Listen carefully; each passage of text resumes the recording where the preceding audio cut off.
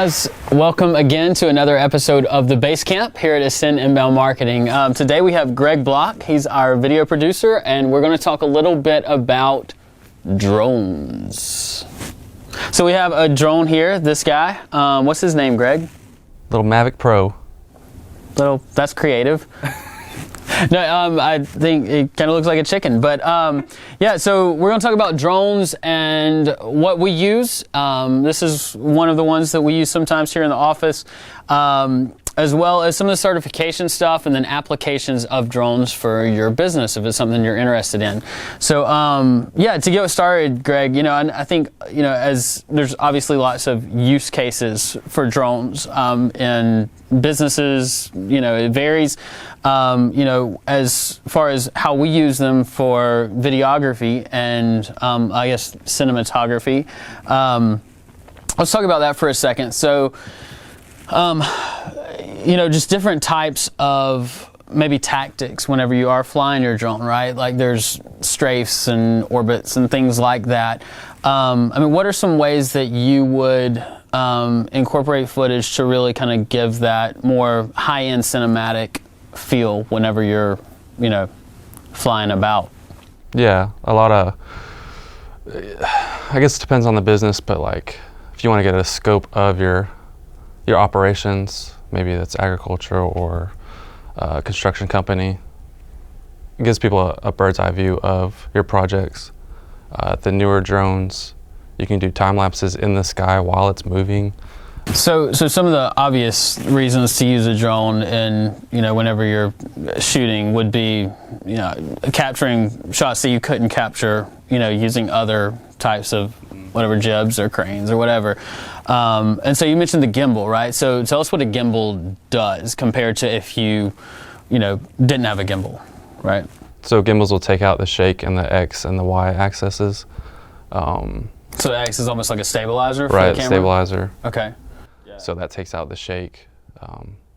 And besides drones, you can also put it on cameras too, but that's another subject. Yeah, that's right. Drones today, drones. Greg. Just drones today. So you did mention something, 45 miles an hour legally, right? Okay, so let's talk about the legality of drones for a second. So I know, when drones first came out and they were becoming a big thing, saved up my money, I bought a Phantom 1 when it first came out. Yeah. And I had all these big ambitions and aspirations, and I was like, yeah, I'm gonna learn to do this and make some money. And then not too long after I'd purchased it, and I'd crashed it, and it was already out of commission, actually, over water. It was not good. But anyway, so all these regulations started coming out, right? Because everybody was getting drones and doing this. And so federal government got involved, as they tend to do.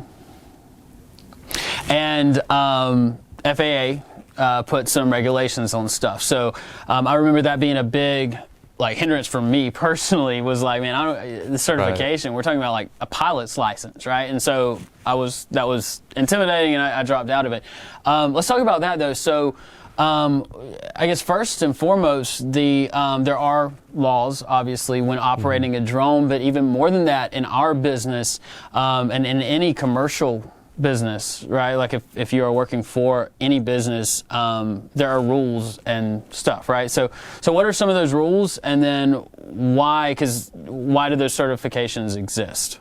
Yeah, so the biggest reason for certification is just the safety of the public around you. Like you said, when the drones first came out, it was like the Wild West. Like there were no rules. Yeah. It was new. So whenever I first came into drones, they did have certifications. And the first time a business would apply for a license that would be like an umbrella for that business. But it took, my dad, he flies drones professionally, and he couldn't even get that license. Like he's a retired pilot. Like it was a lot of red tape. And so he legit flies planes, right? And he couldn't get a drone license. Yeah, that's kind of crazy. They take forever to respond to people. So they streamlined it with the push from the drone community to do the Part 107 license. Okay, and that's what you have, a Part 107, right? Do. Okay, so how does that work? Yeah, it's the test is you go to a local airport. Most local airports have it. And it's a 60-question test, and it tests your knowledge on just the rules of flying, how to read a map, how to read an aeronautical map, so you know, like if you're close to an airport, how high you can go, how close you can fly to the airport. A benefit of having the Part 107 is I can call the local airport and get permission to fly close to the airport, as long as I know where the area of operation will be for where you're going to be filming at. Okay. So like unlicensed pilots, they can't get that. You have to be a licensed. So they can't get permission to fly within a certain radius of restricted areas and things like that. Because most cities. And so restricted areas are going to be like, well, I think so we're in Valdosta, and there's a big Air Force base, so obviously that's going to be no-go, right? They fly things there that are much bigger than drones, like the big A-10s and stuff, which is really cool. But even beyond that, I think most decently sized cities have hospitals and medical things, and so there's issues there too, right, if you're trying to fly. Yeah, so, with hospitals, you have the helicopters you need to worry about. Prisons, you can't fly near those. Schools, contraband. Yeah. And like I said, most cities have an airport, and airports have a 5-mile radius of where you need permission. All right, another thing that I know, I've got some friends that are kind of in this boat, but playing that hypothetical again. So I have a commercial construction company, and one of the employees that works there is like, oh, I've got a drone. You know, I've got a old drone with a video camera. I can take it out there and shoot some footage for you. How does a license play into that as well? Is that something that that individual needs a license for, even though they're already an employee? Like, they're shooting it for me in my company, but they're already on payroll. How does that work? Right. Yeah, so you would need to be licensed because there is exchange of money. I mean, through payroll, it's a commercial endeavor. So even if that's not that person's job title, right? If they shoot footage for me and it's put on my website or whatever, then it's problematic. Right. Okay. Yeah, because especially, I mean, the reason you're shooting it is for a project that's you're making money off of, and you're using that footage to enhance that project. So yeah. Gotcha. Commercial. Gotcha. So, summatively, licenses are good. Yeah. Okay, it's important. All right. So next thing, and let's maybe get your thoughts on this. Man, that thing really looks like a chicken. So, what are some applications of drone usage? I know we kind of, in the very beginning, we talked about some different tactics, maybe maneuvers, as far as like the cinematic and achieving that. But maybe what are some ways to showcase different things in different verticals and niches, like, say, agriculture versus construction, like whatever. Like, what are some thoughts you have there? Well, I mentioned the time-lapse feature for the newer drones, and if you, like a construction company, if you have a project coming up that is going to be big and it has like stages of construction, you can maybe go like a retainer with a company that's licensed and work with them, and you tell them like when you'll be doing construction, and they can bring their drone out there, and you can set the GPS coordinates to the drone will always be in the same spot. And then we can do like a time lapse. Oh, wow. And just save that footage and just put it all together, and you can see the building. I can see where that would be really cool, especially you see time lapses sometimes, but they're set on like a telephone pole, so it's stationary, or they're set ground level, with a GoPro or something like that. But to have that bird's eye perspective and, over time, that'd be really awesome.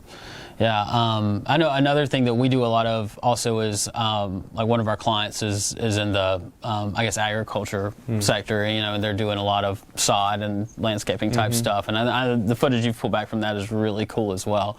I did have another question. So for somebody that's starting out with drones, right? I know drones range and price tremendously, right? But maybe what is your recommendation for a good starter drone to kind of, it can record some video, but you're not looking for, Right.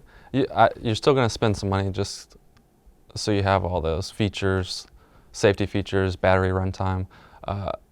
DJI pretty much has the market right now. There are some competitors coming up, but they still don't have the technology that DJI has. Their Mavic Mini that they just came out with, I think this past December for Christmas, so that was 2019. It comes with like a propped guard. It's small, compact, really fun to fly around like around your house. Outside. Right outside.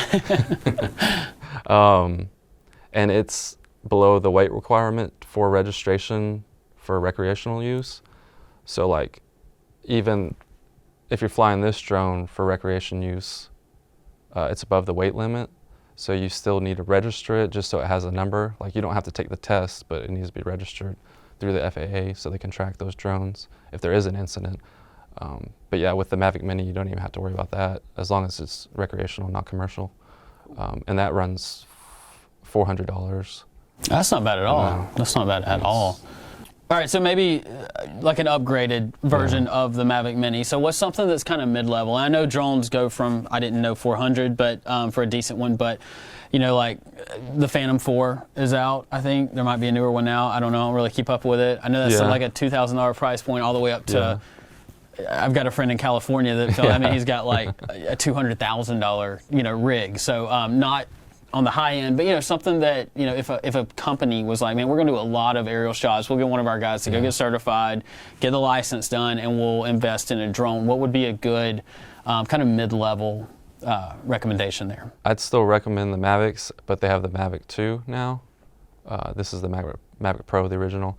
Mavic 2 comes in 2 different models, and they have the Mavic 2 Pro, and that has a better camera on it for imaging. So if you're more of taking photos, I would recommend that one. And then they have the Mavic 2 Zoom. If you're more on the video side, I would recommend that because you can zoom in and out, get different points of view. And those run, the Zoom is about $1,500, and then the Pro is about $1,800. Okay. And then up from there, you got the Inspire series, and that's, you know, like between $4,000 and $8,000 depending on the camera. And then after that, it's just... It gets stupid. That's where you're using custom drones to carry fancy cameras. Like Reds and Harries. Yeah. Guessing a lot. I don't know what those are, but okay. Yeah, that's cool. Awesome. Well, yeah, thanks, man. I know this has been incredibly insightful to me. I just say, hey, Greg, can we get drone footage like this? And you're like, yeah. That's kind of how that works. So thank you for that. Yeah, learned a lot today, and maybe everybody else did too.